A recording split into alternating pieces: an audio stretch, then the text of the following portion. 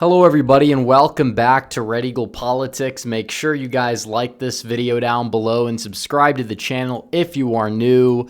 So we have news, and we've gotten a lot of news on the other side where we've seen all these so-called Republicans come out and endorse Kamala Harris. People like Dick Cheney trying to cross the aisle, gets all the press in the world. But what pull does he actually have? Not a lot. But you have a lot of people that are in swing states that are decisive, that lead communities that are very, very Democrat areas that are coming out and endorsing Donald Trump. And you have a mayor of Hamtramck, Michigan, which is the only majority Muslim city in America. And again, Dearborn, it's close to 50%. There's a lot of Muslims in Dearborn. That's true. But Hamtramck is the only Muslim majority city. It's not as big, but it's very consequential, about 20,000 people. It's landlocked by the city of Detroit, the only Muslim majority city in the United States. The mayor, the Democrat mayor, has come out and endorsed Donald Trump for president. He met with Donald Trump. And Donald Trump essentially in this election is doing something big, because you have both sides of the conflict, which is a very divisive conflict between Israel and Palestine, and both sides are angry at Kamala Harris, and a lot of people that care about the conflict on both sides, they're moving to the right. They're moving to Donald Trump. And why is that? And I'll tell you why. It's because Donald Trump is the peace candidate, and people want these conflicts to end. They want people to stop dying on both sides of the conflict, and the same thing goes for Ukraine and Russia. The same thing goes for conflicts all across the globe.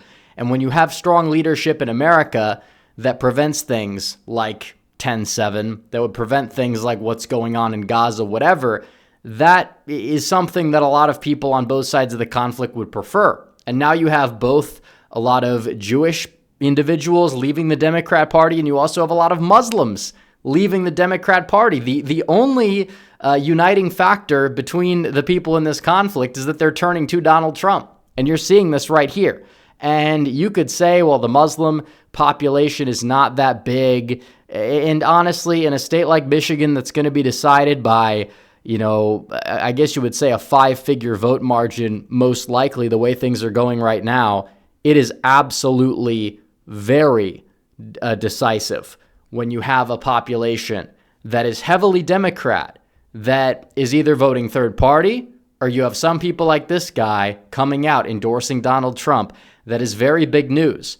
And we're going to dive into the numbers of this and some other numbers that we got today, but I quickly wanted to tell you guys about shop.redeaglepolitics.com, because the 2024 election, we're 44 days away. Why not get some 2024 election merch? We have the Trump mugshot design. We have the Make America Gain Again design. We have the Make Cats Safe Again design. We also have the Trump iconic black mug, my favorite mug. If you've seen some of my recent videos, I've talked about it. You have the Trump American flag bullet design on the front, and on the back, you have the inspirational quote. These are great, and right now we're running a special. You buy one, you get one 20% off on all t-shirts, tank tops, and mugs. You guys can check the store out at shop.redeaglepolitics.com. The link is going to be in the description and the pinned comment down below. So this is good news. And Donald Trump, he is leaving no stone unturned. He is doing everything he can do to get in the door with every possible community, whether it's the Bitcoin community, whether it's the Arab American community, whether it's any community. He is attempting to make sure that he leaves nothing off the field this election cycle. That's what he's trying to do. And he's trying to make sure that he's able to go out there and win. And when you're able to get endorsements like this, these matter more than, these deranged neoconservatives are leaving the Republican Party. How many times have they already come out and said this going back to 2016?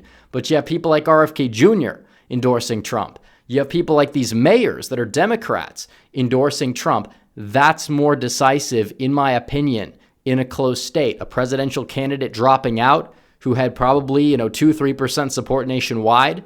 Trump's going to get the lion's share of that, whatever was remaining, and he's off the ballot in most swing states.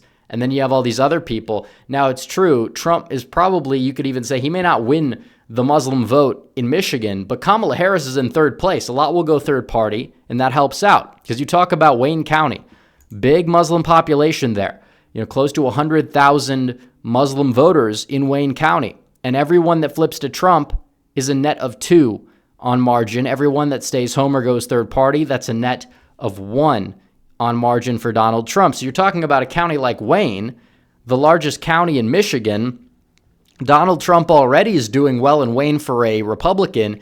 If he's able to go out there and trim that margin from like 38 all the way down to like 30 or maybe even 29, if he's able to improve with some black voters and, some of the white working class voters and Christian Arabs that also live in places like Livonia, if you see that margin cut down significantly, you look at Michigan already, that's like half the margin.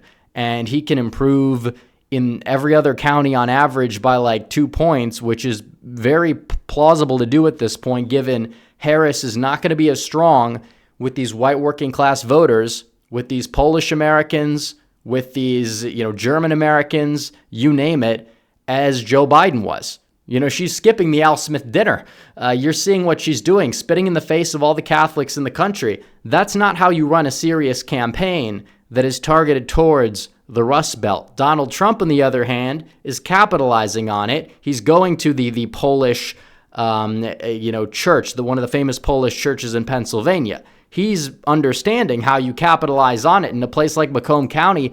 That definitely adds up. You're talking about him possibly getting back to his 2016 margin in a place like Macomb County. If he's able to do that, if he's able to get that up to like 13, 14, boom, already you're seeing what's happening. He's making sure that he could, touch base on the auto industry. You're talking about outer Oakland, Genesee County, Saginaw. He's looking to rebound in some of these places as well. And if he's able to do that successfully and he's able to trim down that margin, boom, you see what's going on there. He's, of course, got to hold his own in places like Kent and Ottawa. He might lose a point or two there.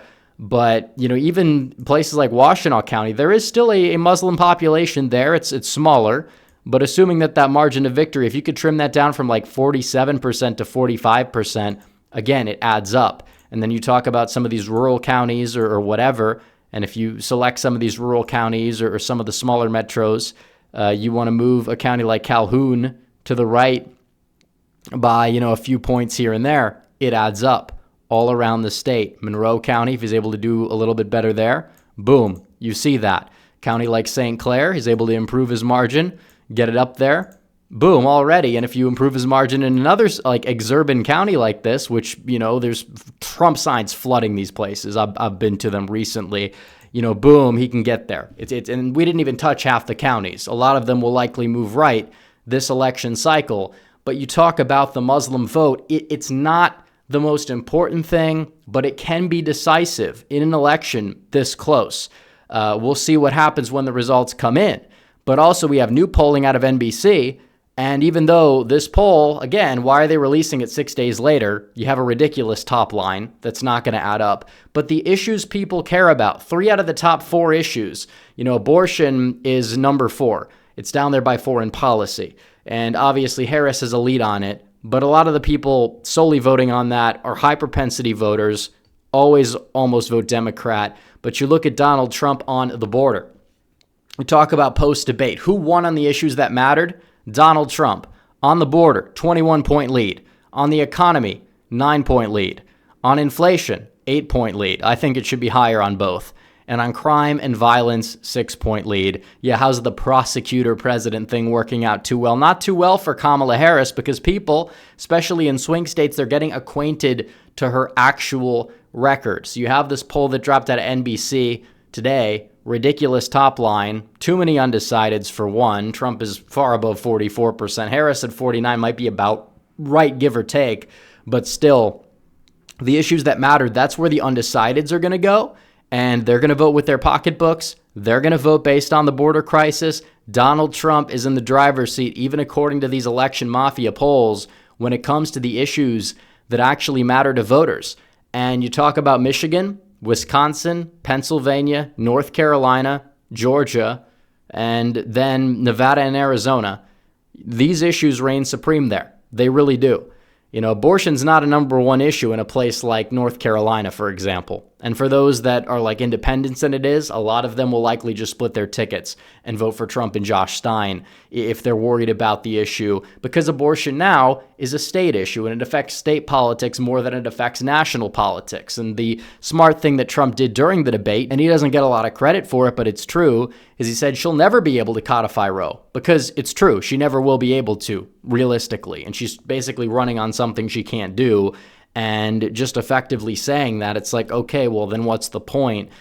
Because Trump will never have the votes for a ban, and Kamala will never have the votes to codify it, so it doesn't exactly matter. It's a state issue now. So the ticket splitting in North Carolina, that's one thing. But even a state like Georgia, if her campaign is going to be centered around abortion, that's not an issue that matters as much, because a lot of Georgia Democrats are black voters that care more about the economy. And maybe that's why Harris is not polling so well with that traditionally Democratic demographic. So you see this. Just regardless of however you look at this election, Harris is in a lot of trouble, and her campaign is not touching on the issues that actually matter in the places that actually matter to appeal to voters. And it's not working for her. And Donald Trump is able to reclaim that mantle regardless of what some of these polls say in their top lines that were wrong in 2016 and were even more wrong in 2020. So you see Trump winning on the issues. You see him getting these endorsements that actually matter, that might help pay off and help him carry a state like Michigan. It's absolutely a great thing to see for Donald Trump. So we got 44 days left. We got to get involved. Got to chase ballots, got to get 5 people you know to register to vote and vote if they live in a swing state. And if you live in a swing state, make sure it happens. So anyways, guys, thanks for watching this video. Like this video down below, comment down below, subscribe to the channel, hit the bell for notifications so you never miss another video. Follow me on social media. The links are all in the description down below. And I'll see you guys in the next one. Red Eagle, out.